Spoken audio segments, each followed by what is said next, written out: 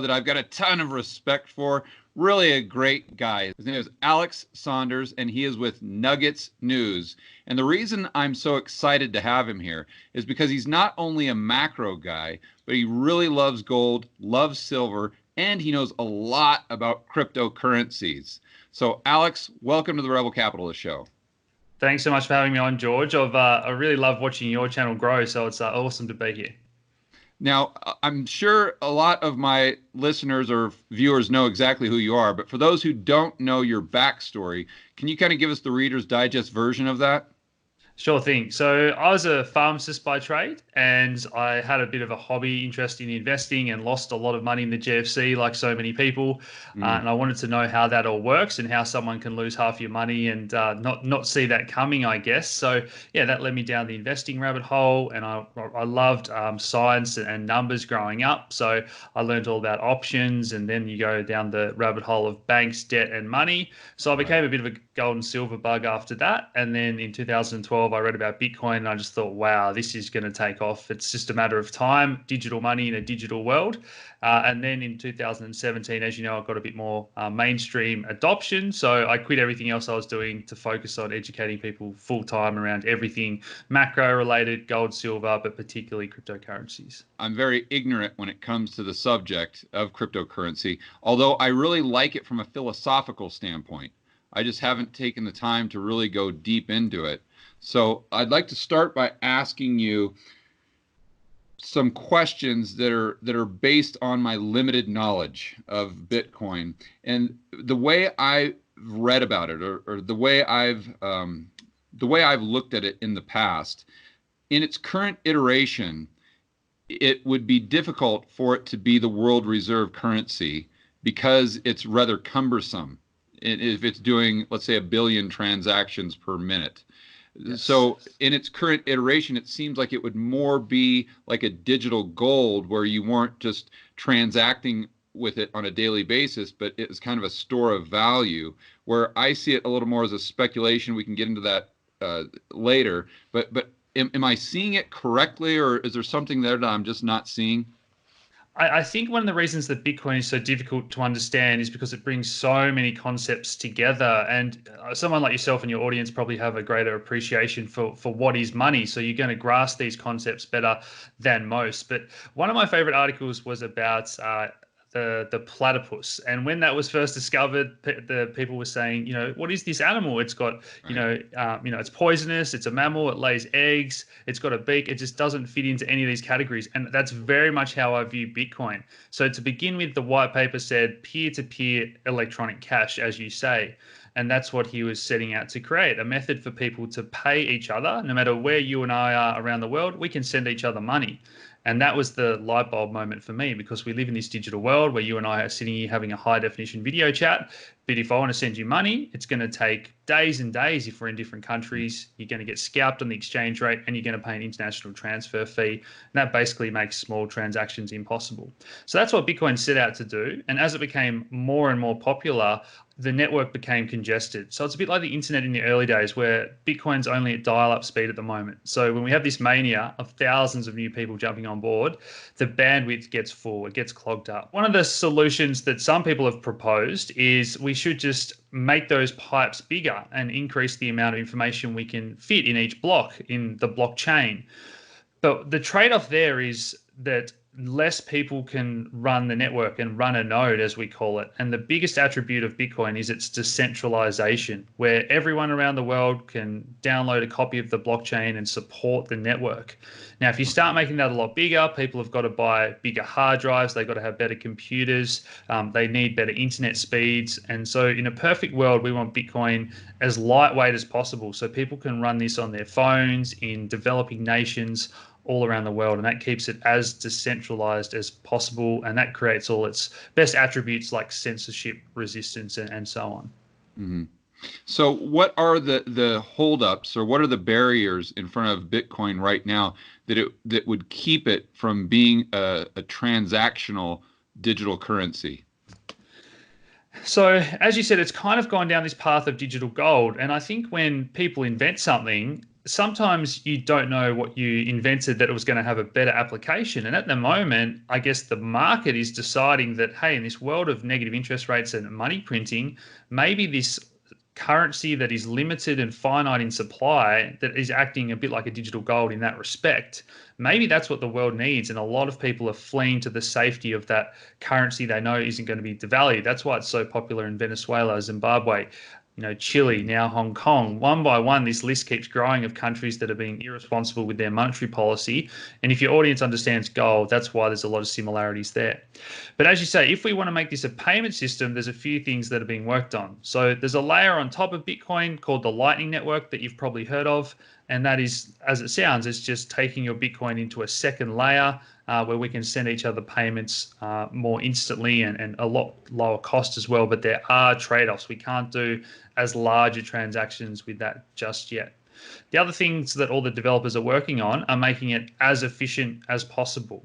So ideally, we don't have to make the block size or that bandwidth any bigger. We can just keep making it more and more efficient. So each transaction is getting smaller and smaller by using the latest computing techniques. You can think of that as.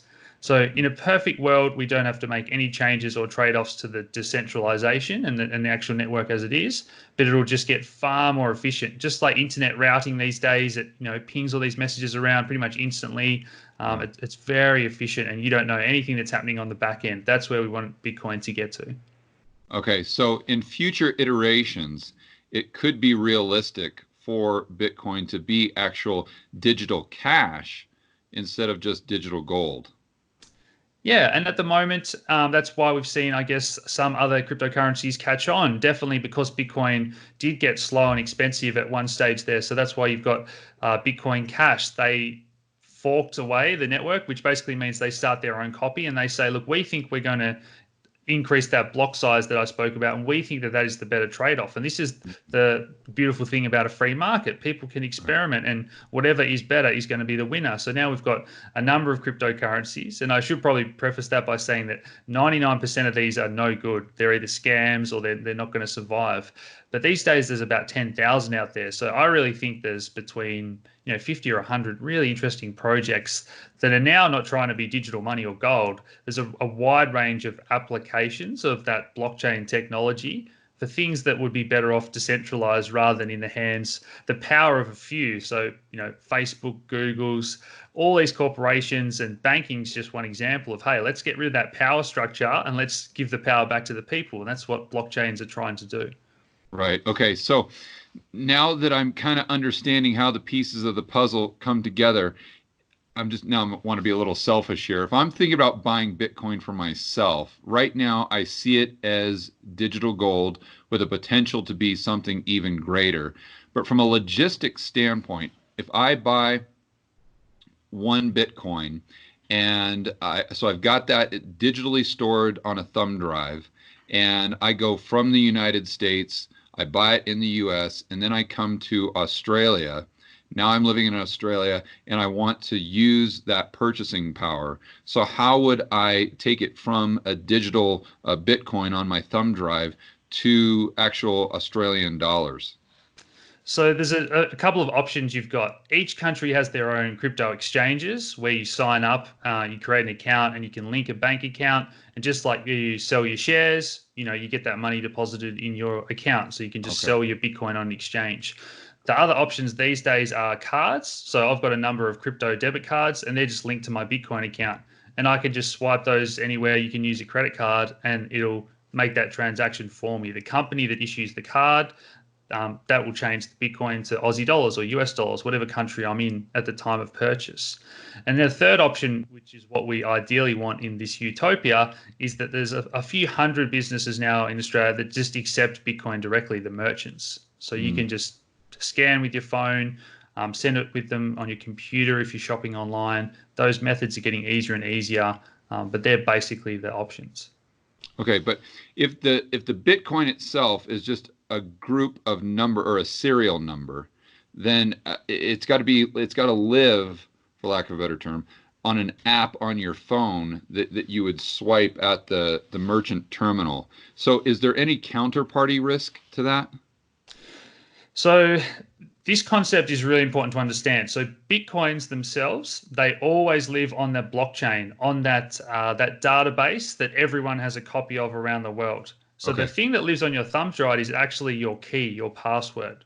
And so if you go to send me $10 out of your $10,000, you just sign the transaction, a digital signature with your thumb drive that has your unique key on it. And then that tells the network, George wants to give Alex $10 or he wants to pay $5 for his coffee. And then it sends the change back to your address that live out there in cyberspace, but you've got the key. And that's why we hear these stories of hacks, because if you lose your thumb drive or you have your key on your computer and you leave it in your email inbox and someone at work reads it, as soon as someone else has that key, they have your Bitcoins. So Bitcoin itself has never been hacked. But if you leave your key laying around, then someone can get your Bitcoins. Right. And the record of that transaction, you buying that coffee or whatever you're doing, that's always going to be permanently stored on the decentralized blockchain, the ledger, if you will, correct?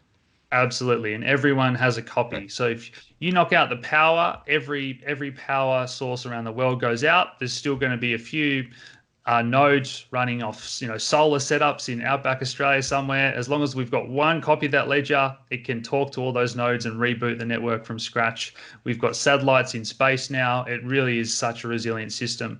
And that's probably the third aspect that we haven't spoken about. So we've got a payment system, a digital gold because it's so scarce and it can never be printed more of, like all the central banks around the world are doing.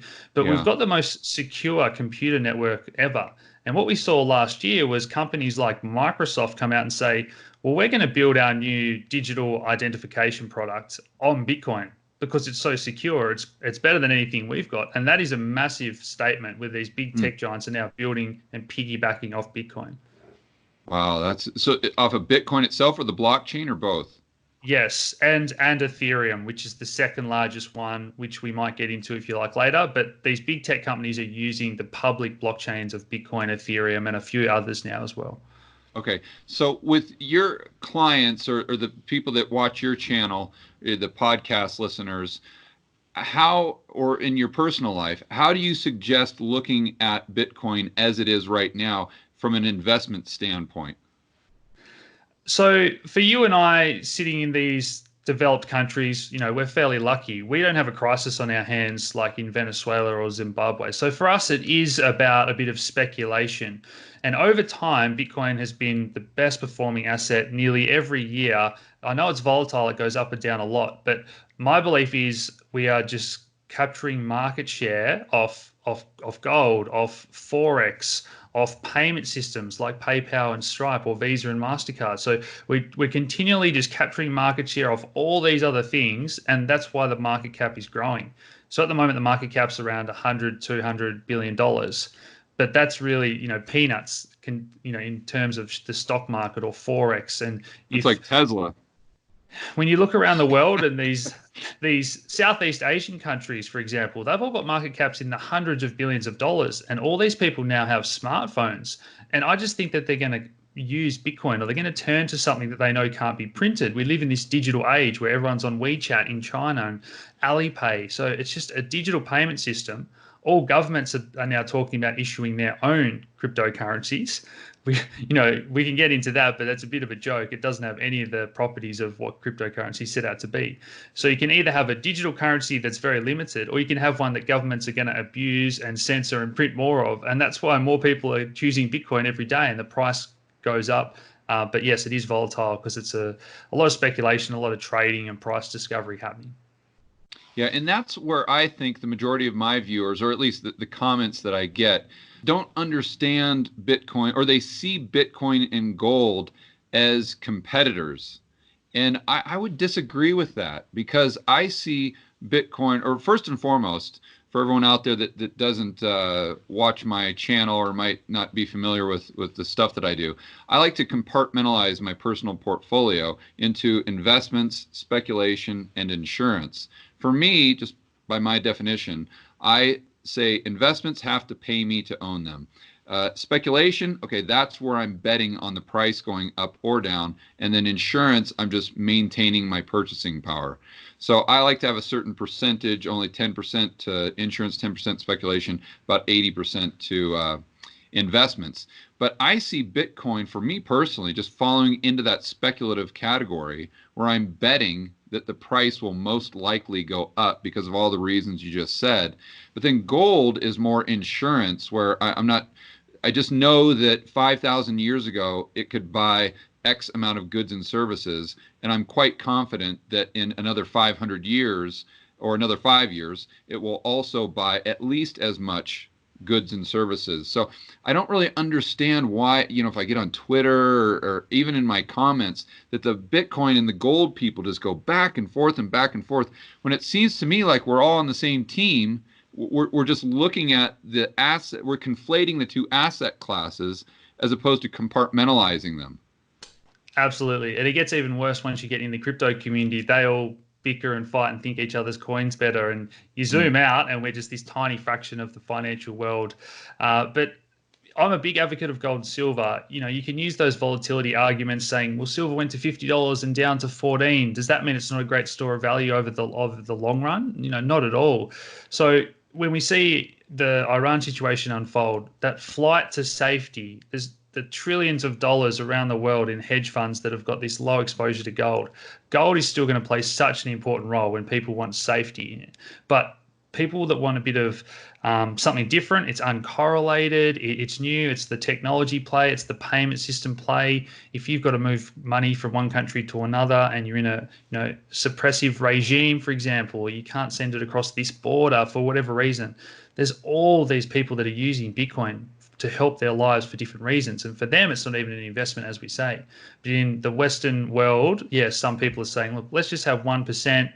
If it goes to zero, it doesn't matter. It's just such an asymmetric upside. And younger people are saying, I'm never going to be able to save enough for a house deposit here in Australia.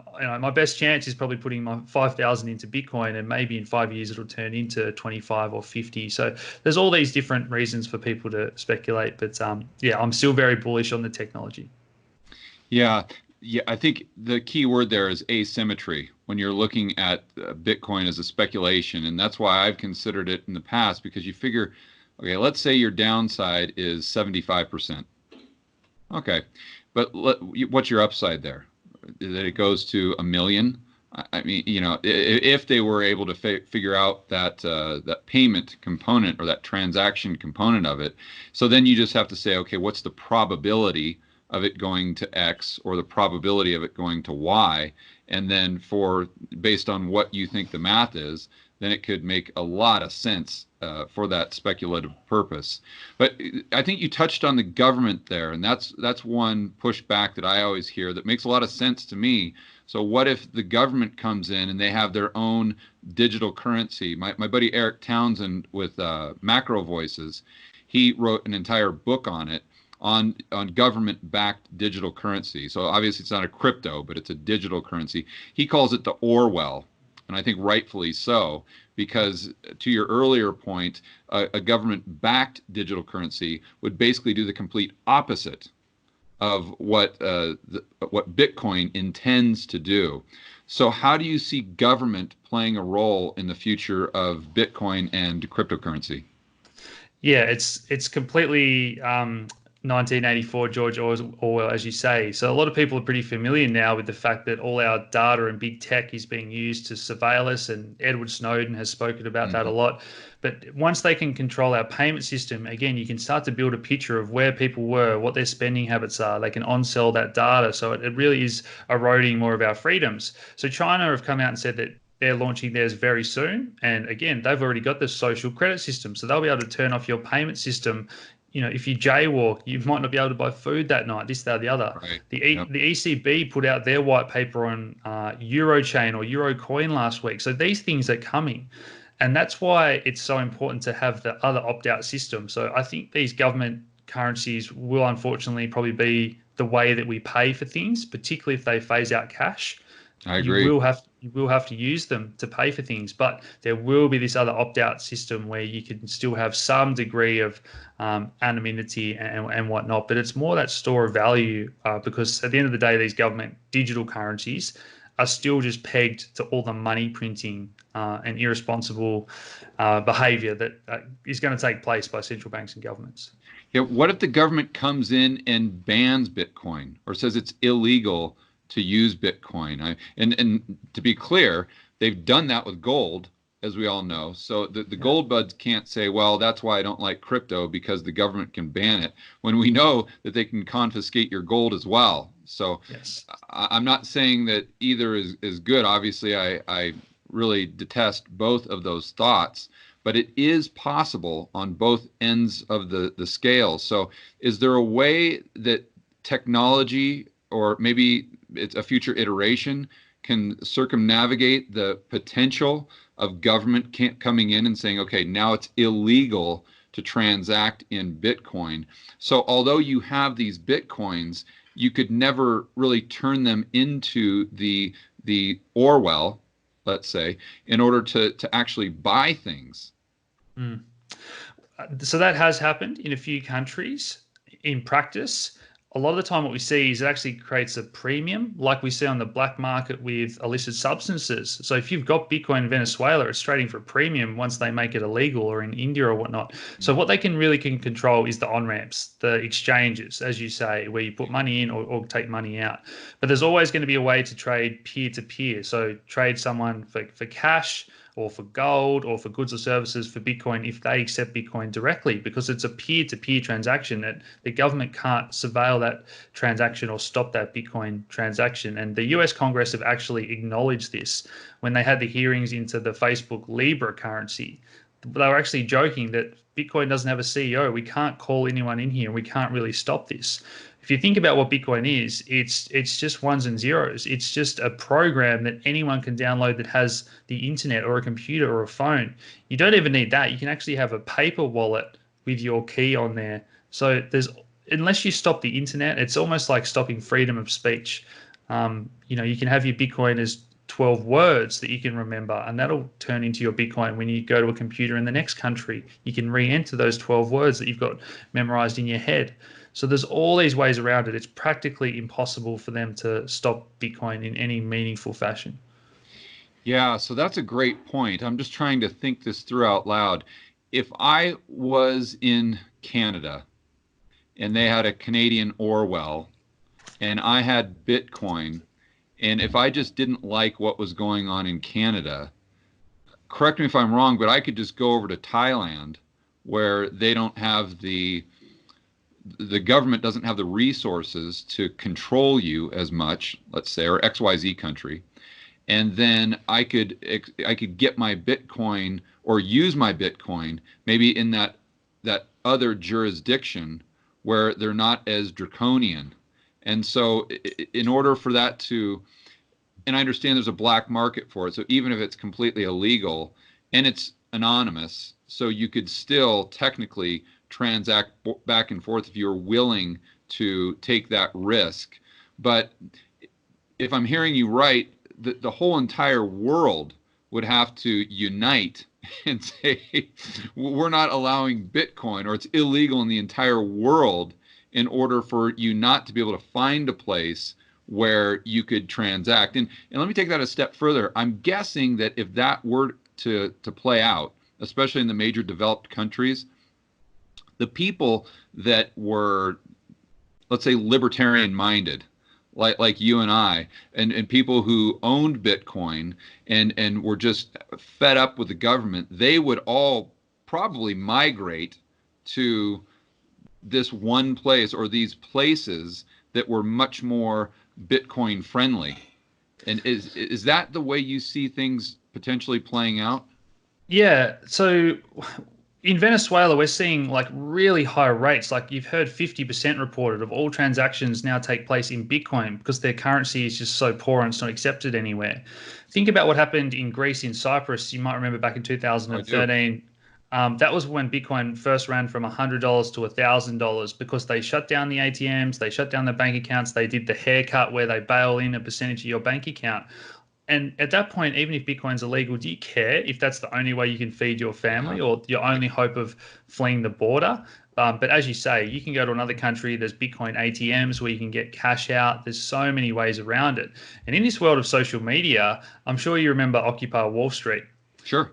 People are familiar with these things. The day they make Bitcoin illegal, you and I are probably going to make a video, and all the other YouTubers, all the libertarians, and we've got to put on yellow vests, or we're going to protest, or we're going to create Facebook groups and have some rallies. People aren't going to stand for their gold or their Bitcoin or things that they should be allowed to hold, and they're not doing anyone any harm. If the government wants to make this poor choice to inflate away our currencies, why can't we choose what we invest in? And that's something that I think people will really stand up for. That's really making a lot of sense. And you touched on negative interest rates a little bit earlier, and I wanted to expand on that.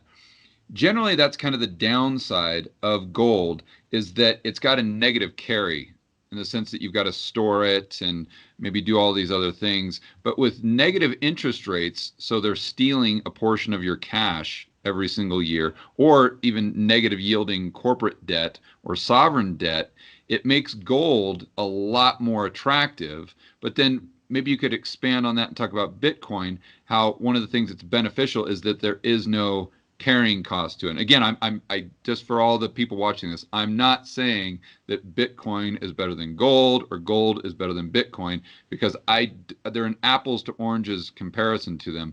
I'm just trying to look at some of the variables there pertaining to negative interest rates.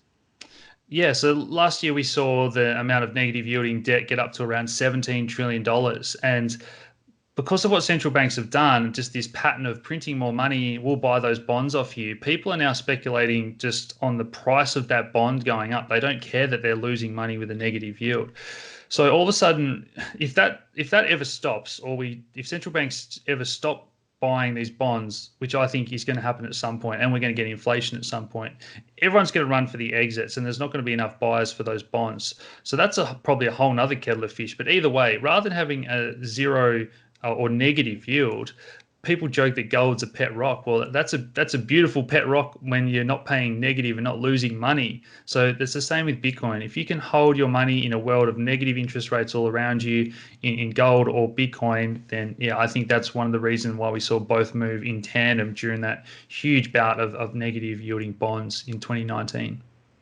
Yeah, it is interesting that you see all the safety assets, or the flight to safety, really doing well in this time when supposedly the United States has the best economy of all time, right? According to Donald Trump's Twitter feed.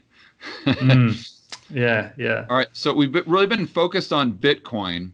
A lot of the viewers, and I see in my comments all the time, people talking about Ripple. And I really don't even know where to begin with that. I haven't really read too much about that. Could you help me understand that? Maybe some of the pros and cons?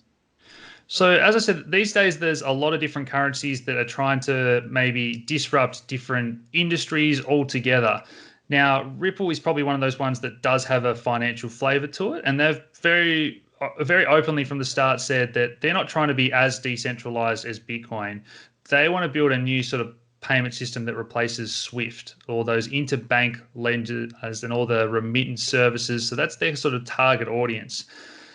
Now, where it starts to get a bit topical is that there's a company, Ripple, and they still own the majority of those XRP tokens. And they're saying that they're going to distribute those as more payment providers come on board. So the argument is that Bitcoin say, no, you should be fully decentralized. And the Ripple community, XRP holders say, well, Ripple's not fully centralized. It's not one company that's in control. We're just sort of bootstrapping until we get all these banks and everyone on board. But they're really trying to replace the rails of the financial system.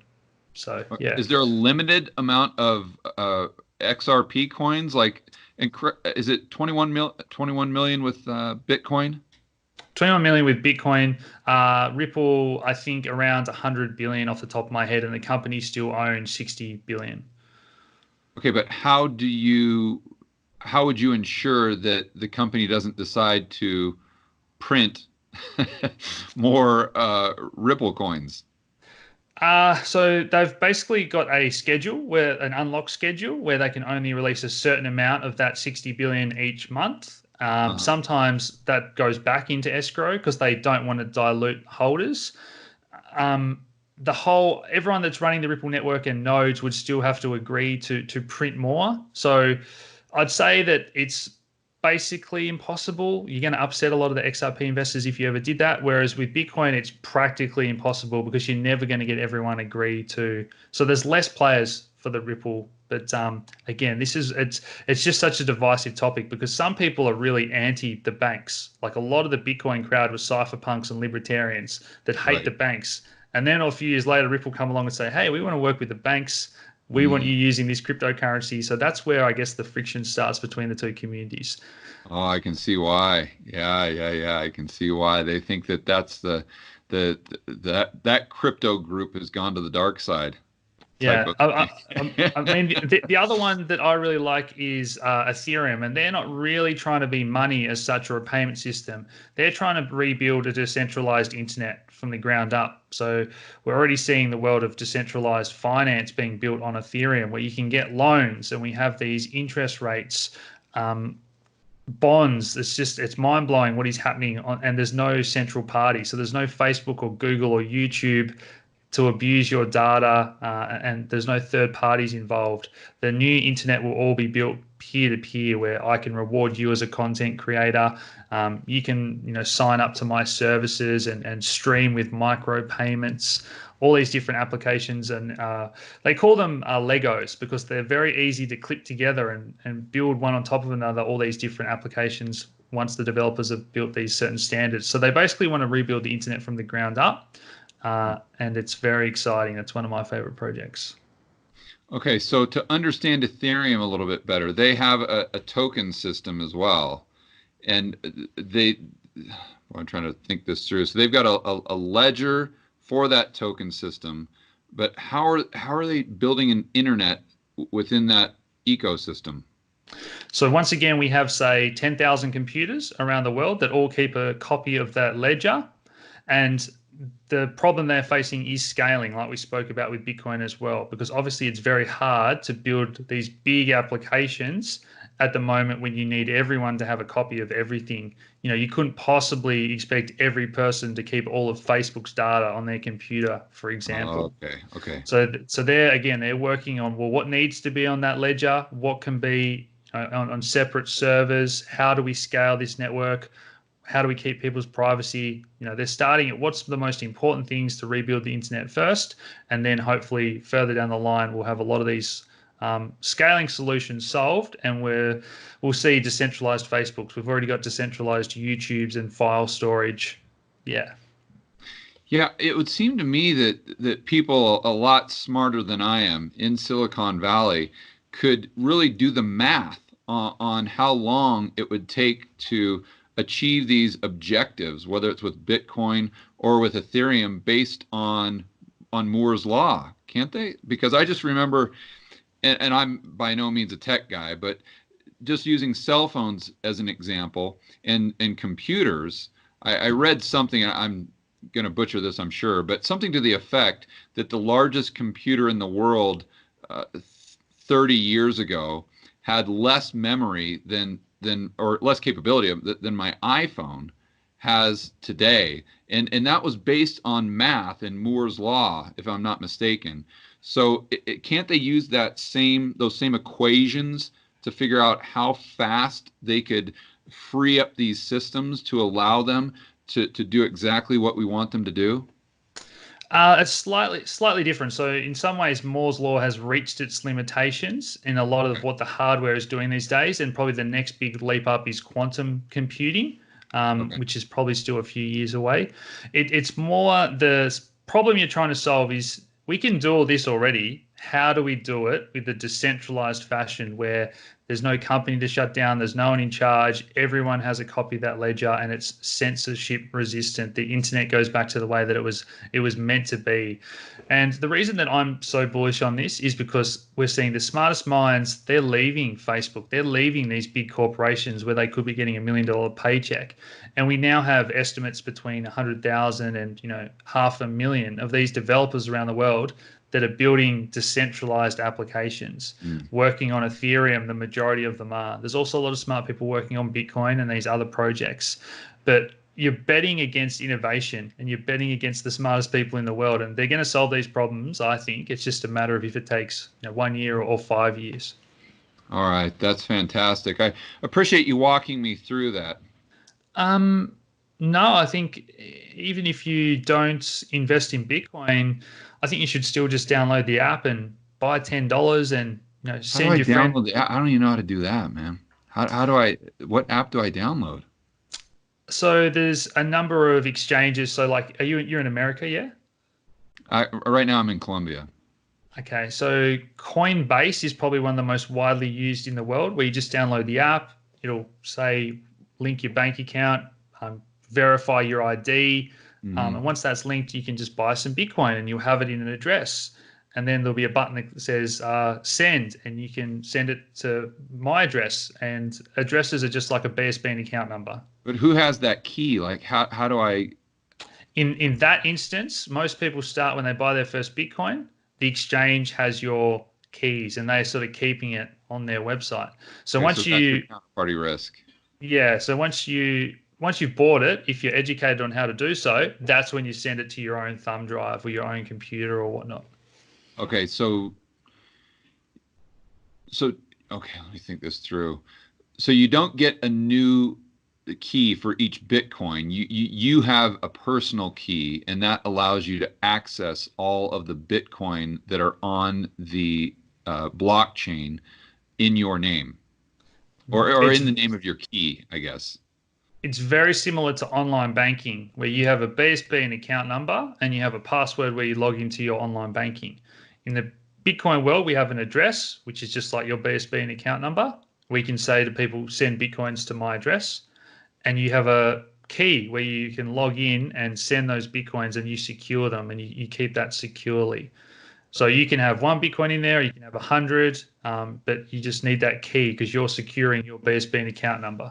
Right, but can you get a new key in the future, or once you have a key, that's your key for life? I've got hundreds of keys. I've got one on my phone, one on my Oh, okay. computer. You can have as many or as few as you like. Yeah. Okay, so that was my concern. So if Coinbase has your one key and you want to stop using Coinbase because now you've got 100 grand in Bitcoin and you just don't really trust the counterparty risk, you can create another key exclusively for your thumb drive that Coinbase doesn't have. Yes. Yeah. Okay. Yeah, I get it. That's really cool. I do see it as a great speculation. It's yeah, I'm gonna have to do it, but I think that's a good idea to go ahead and just do like $100 or $1,000, something like that, just to play around with it and get an idea of how it works. And then once you become comfortable with it, then maybe go ahead and taking the plunge. Do you have your phone on you now? Yeah. Do you want to download an app called Living Room of Satoshi? Is it just on Uh, the App Store? yeah, actually, Wallet of Satoshi.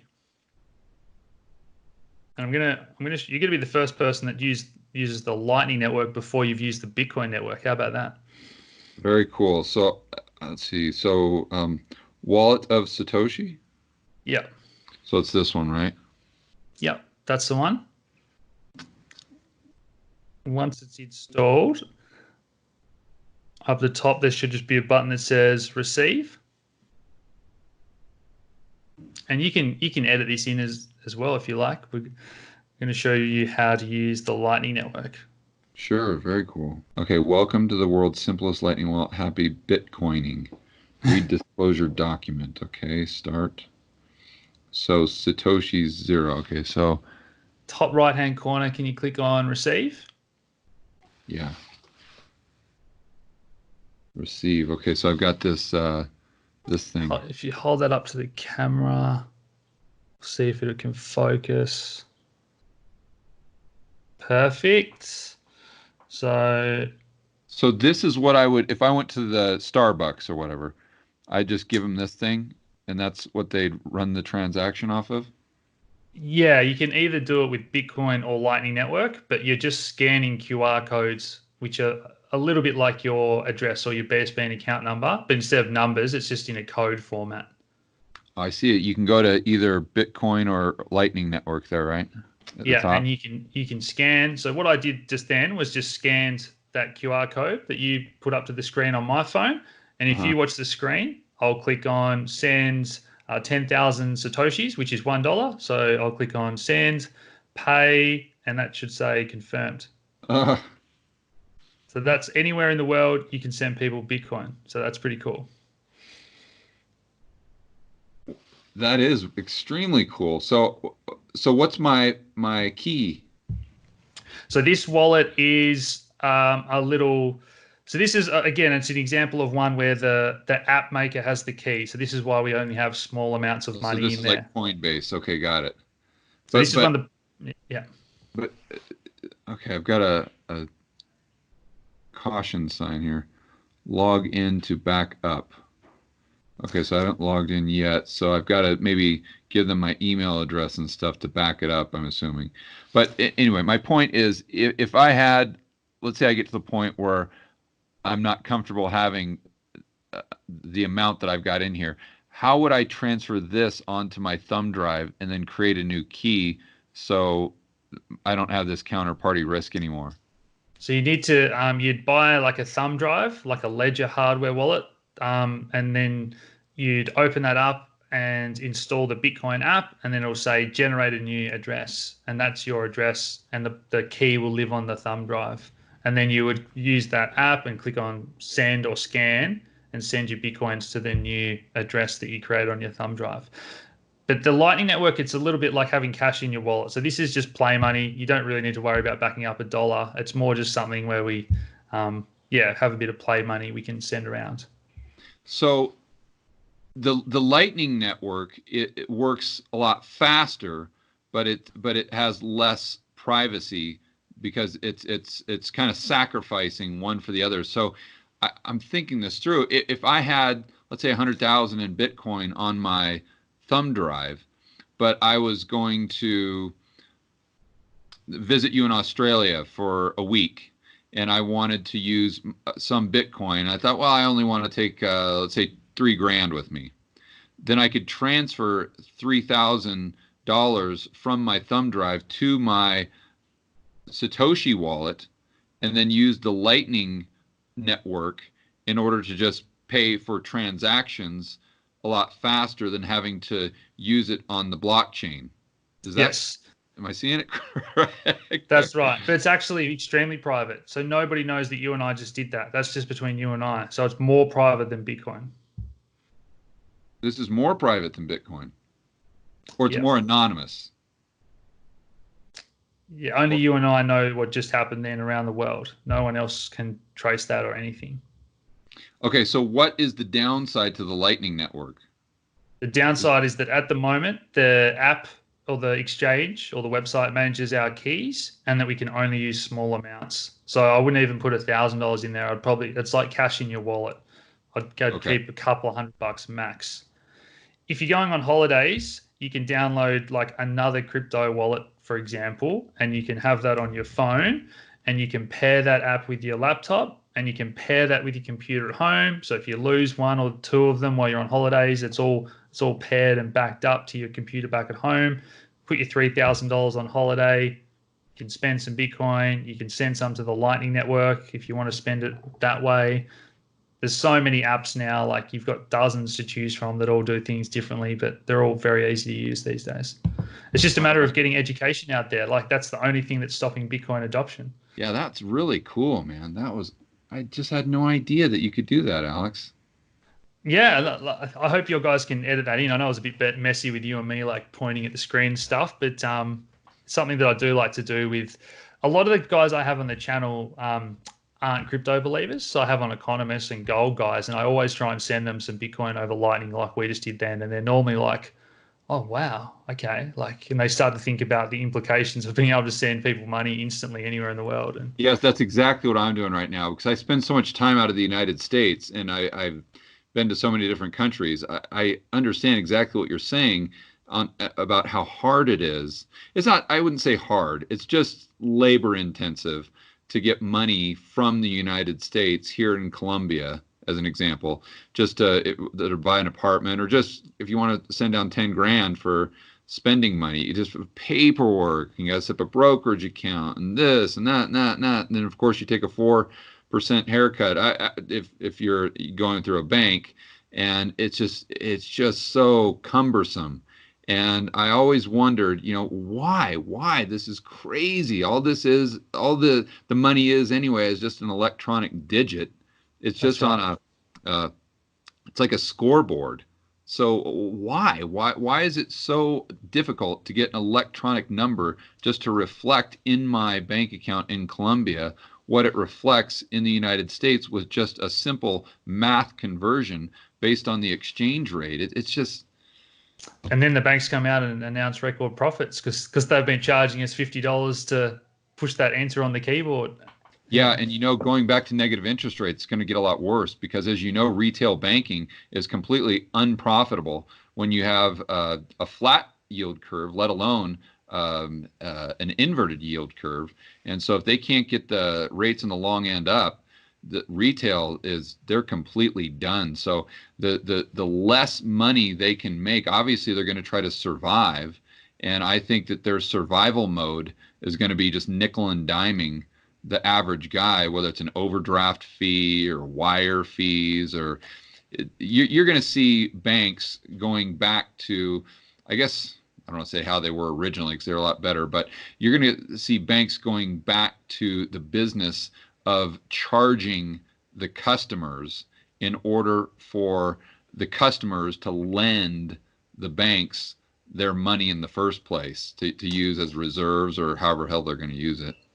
Yeah, I'm not sure if you've seen what's going on in Australia, but there's this real rush to phase out cash. And there was a Senate hearing recently, and all the witnesses just like they couldn't explain why they were doing it. And the senators were kind of like, it doesn't make sense why you're trying to ban cash because they won't admit that there's negative interest rates coming. Who was they? Who's they trying to do it? So they had people from obviously the banks saying about how much that this is needed, and then they had the people saying that, oh, there's all this tax evasion and criminals using cash, but there's no evidence to support that at all. They had people from like the Uniting Church come in and say how bad cash is, and they were like, why does a church care about cash? But they're paid off by the auditors, and all the auditors are going to make way more money if everyone has to use cash, and so there's this big this insider circle of people trying to phase out cash in Australia before we go down the path of negative interest rates. Yeah. And it's under the veil of increased security, like it always is. But once you pull back the kimono, you see that it's actually just lobbyists and special interest groups trying to do this in order to gain more control or make more money. But isn't it I'm surprised that it's not the politicians and the central bankers from the standpoint of negative interest rates and these Keynesians, just as well as I do, they've got one tool, that's a hammer. And that hammer is money printing and negative or low interest rates. So whenever you have a problem, no matter what it is, the cure is always lower interest rates and money printing. So I'm surprised that the politicians and the central bankers aren't the ones that are really, really pushing that no cash anymore. So then they have the power to take it -5, 10, whatever they want. I think they received a lot of pushback. Like a few videos that we made and others made really got traction. And there was a number of people calling their representatives and saying, there's going to be protests if you ban cash. And so I think they're really feeling the pressure. Oh, so then they started to back off. Mm. Well, I hope that that's a great thing about the internet. I hope that people really keep it up and keep producing this type of content so the average Joe out there isn't lulled to sleep and isn't brainwashed by the politicians and the central banks to assume that this is, meaning banning cash, is beneficial for them because of security or, just because we can track down more people who are trying to evade taxes, or that's kind of what it is. It's just really, really unfortunate. I did a video the other day just on TSA, and I'm sure you guys have something, the equivalent down in Australia. I actually lived in the Gold Coast. What's the TSA? The TSA is just the airport security that the government has. Back before 9/11 in the United States, the majority of the airport security was private. It was done by the airlines. But then when we had the, ironically called the Patriot Act, come in, and then you have this TSA, and initially it's sold as, well, it's for your security, and people, after such a tragic event, they're all gung ho. Yeah, more TSA. Yeah, more security, more security. And what ends up happening is it costs billions and billions of dollars. It reduces the privacy and the individual liberty of the citizens themselves, and it doesn't make you any more secure. In the video I did the other day, I used an example, and this was a true story. I was in Brooklyn in 2012, and I was at a flea market with a gal I was dating, and I bought a necklace that's got a rifle shell on it that's literally this big. I mean, I don't know what type of rifle, but it's the size of my pinky. It's huge. And I bought it, forgot all about it, put it at the bottom of my toiletries bag. Fast forward 3 or 4 years, I've flown all over the country, taken hundreds of flights in and outside of the United States. And of those, let's say 300 flights, how many times did my water get taken? Did my toothpaste get taken? My cuticle scissors, my tweezers, my chapstick? I mean, all these things that are totally ridiculous. But how many times did TSA find my bullet that's this big in the bottom of my bag? 0 times. 0. They never found it. And that's after hundreds and hundreds of flights. So anyone that has the argument that, I get it, it's reducing security, but it is a cost-benefit analysis, but I think that the benefits far outweigh the costs. They're buying into the intentions of the law instead of the reality of the law. And as you and I both know, that the intentions of what politicians do, the actual reality is most often the complete opposite of that. Exactly, man. Yeah. How can people find you, Alex? I know you're with your website, and your company is Nuggets News, and you're obviously a pro in this. So you do consulting, and I think you have a membership group. How can we find out more about what you do and learn a lot more about this technology that is just super cool? Yeah, so we love to give people the best nuggets of information, I guess. So 90% of what we do is free on YouTube and Facebook and Twitter, if you just look up Nuggets News or Alex Saunders. And then we do have a premium group where you get extra content, access to reports on our favorite cryptocurrencies, some updates on gold and silver, a bit of everything, and that's $50 Australian a month. So that's been really popular with our investors that have been with us for a few years now, and we're really excited for the next wave coming out of what I think is the end of the bear market in cryptocurrency. All right. So if any of you out there are interested in learning more about crypto, like I am, whether you're a gold guy or a Bitcoin guy or gal, it doesn't matter. This is just stuff that's really fun to learn about and just take your education to the next level. So Alex, I really appreciate your time. Thanks for being on the Rebel Capitalist Show. Love it. Thanks, George. Good luck with it all. Cheers.